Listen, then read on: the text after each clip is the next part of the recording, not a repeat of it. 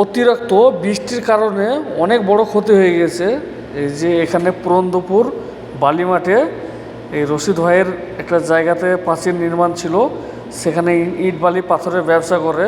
তো এই প্রাচীরটা দেওয়া ছিল, এত বৃষ্টি হওয়া হয়েছে পুরন্দপুরে, এই বৃষ্টির কারণে এই বালিমাঠে এই প্রাচীরটা যে নির্মাণ করা ছিল সেটা ভেঙে পড়ে গেছে।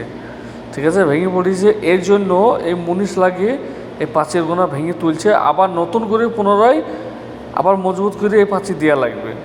এই মুনিশগুলো আমাদের গ্রামেরই, আমার একটা চাইতো ভাইও আছে। ওই দেখো এই যে ইট ফিট যতগুলো যা আছে সব ঠেঙে এত কষ্ট করে এরা তুলছে, দেখছো?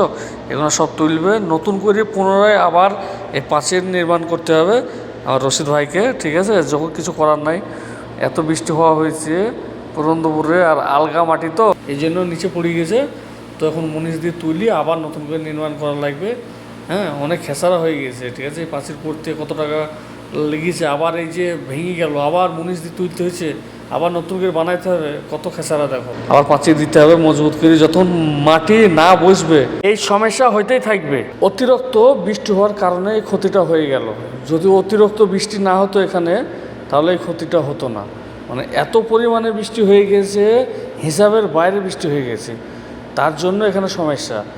ঠিক আছে, এত মজবুত করে বাউন্ডারি দেওয়া ছিল, তা সত্ত্বেও দেখো এখানে হাতুড়ি মেরি শাবল মেরিও ছাড়াইতে পারছে না, এত মজবুত দেয়াল। সেই দেয়াল কীভাবে ভেঙে পালিয়ে গেল দেখছো?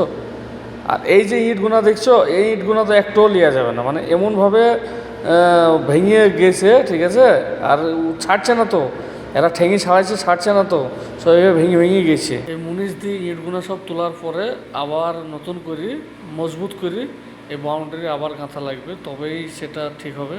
ঠিক আছে, ভালো হবে। আর ওই দেখো রশিদ দাঁড়িয়ে আছে ওখানে। আর এই যে পানিও এখনও মেলা আছে, দেখছো?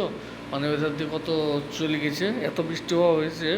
হ্যাঁ, এগুলো ভাঙছে, তার সাইড দিয়ে দেখছো এভাবে পানি নামছে, তার জন্য সমস্যা হয়ে গেছে। যাক, কিছু করার তো নাই, হয়ে গেছে যখন, সবই ওপরওয়ালার খেলা। তো যাক, নতুন করে আবার নির্মাণ করতে হবে পুনরায়, ভালো করে মজবুত করি, তবেই থাকবে, না তো সমস্যা হয়ে যাবে। আবার বৃষ্টি পানিতে আবার এই প্রবলেম হয়ে যাবে। আর ওই দেখো রশিদ দাঁড়িয়ে আছে, সাদা জামা, ইট বালি পাথরের ব্যবসা করে। যদি কারো ইট বালি লিয়ার ইচ্ছা থাকে, এর সাথে যোগাযোগ করতে পারো। পুরন্দপুরে থাকে, বালি মাটি ব্যবসা করে। তো মুনিশ দিয়ে এগুলো সব তোলার পরে আবার নতুন করে নির্মাণ করবে, দেখছো? অনেক মজবুত করে দেওয়া ছিল এই প্রাচীরটা, তার সত্ত্বেও পড়ে গেছে। এত বৃষ্টি হয়েছে, আলগা মাটি ছিল তো, যত মাটির ওপরে বৃষ্টি হয়েছে তত মাটির প্রেসার বেশি হয়ে গেছে, এই কারণে এই সমস্যাটা হয়েছে।